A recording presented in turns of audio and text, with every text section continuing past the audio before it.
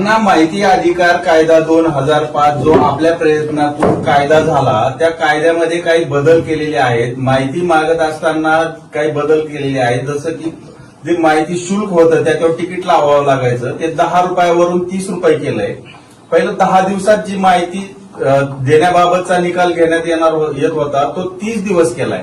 त्यासोबतच वरिष्ठ आता ठरवणार आहेत की ही माहिती द्यायची आहे का नाही. आपली अधिकारी ठरवणार ही माहिती द्यायची लगेच का नाही द्यायची, माहिती अधिकारात मागवलेली माहिती. असे काही बदल केलेले आहेत.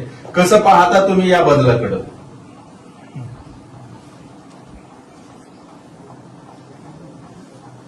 जे बदल केले हा दोष आहे. माहिती घेणं नागरिकांचा हक्कच आहे, तो मूलभूत हक्क आहे.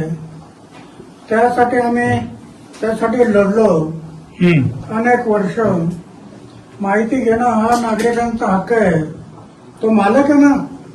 आणि तुम्ही सर्व अधिकारी सेवक आहेत. मालकांना तुम्ही अशा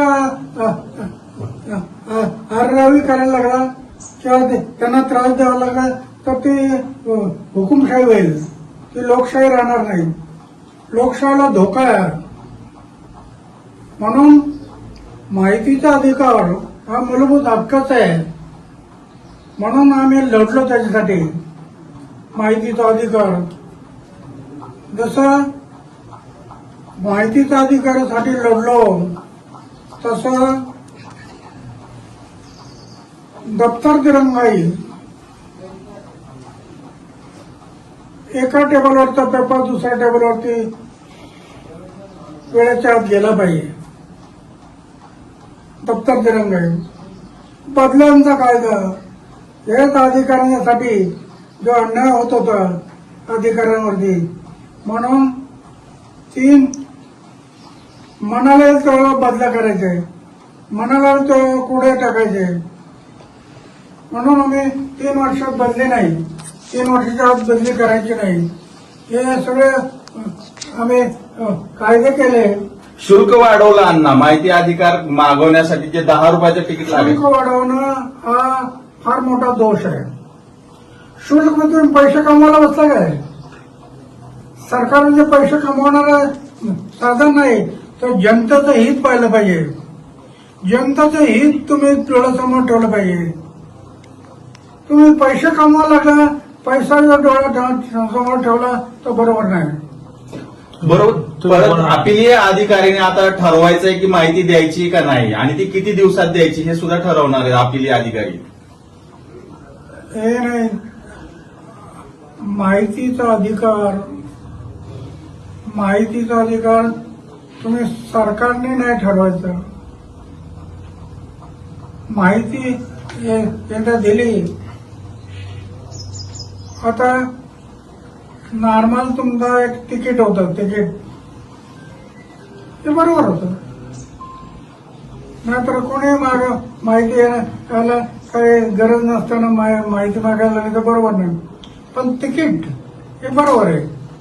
पण तुम्ही 10 रुपयाच्या माहितीचा 10 रुपयाच्या तिकिटाच्या ऐवजी 30 रुपये करायला लागला तर शासन पैसे कमवण्याच्या मागे लागलं असं म्हणायला.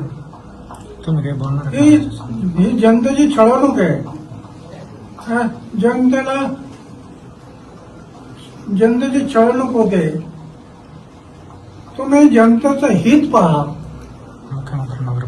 तुम्ही आणि त्याप्रमाणे तुम्ही मुख्यमंत्र्यांना काही पत्र किंवा काही बोलणार आहेत का? मुख्यमंत्री काय, आम्ही हे पाहू, याच्यात बदल नाही केला तर मुख्यमंत्र्यांच्या विरोधात सुद्धा आम्ही आंदोलन करू, उपोषणाला बसू. एक उपोषणाला माहितीच्या अधिकारासाठी केलं.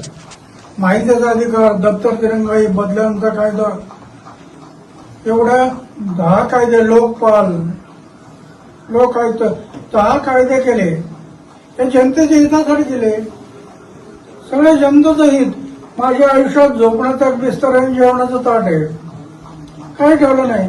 माझं बँक अकाउंट कुठं असतं माहित नाही. पुरा जीवन समाजाच्या सेवेसाठी लावलेलं आहे. आणि समाजावर अन्याय होत असेल तर पुन्हा एकदा उपोषण, याच्याशिवाय माझ्याकडे दुसरा पर्याय नाही. कारण माझ्याकडे काय कुठं मोठा संघटन नाही, कुठं काय नाही. पण उपोषण हा माझा मार्ग आहे आणि मी आतापर्यंत एवढे उपोषण करत आलो. त्याच्यातून 10 कायदे केले. आता पुन्हा एकदा वेळ पडली तर वयाच्या 90 वर्षी पुन्हा एकदा उपोषण करण्याची वेळ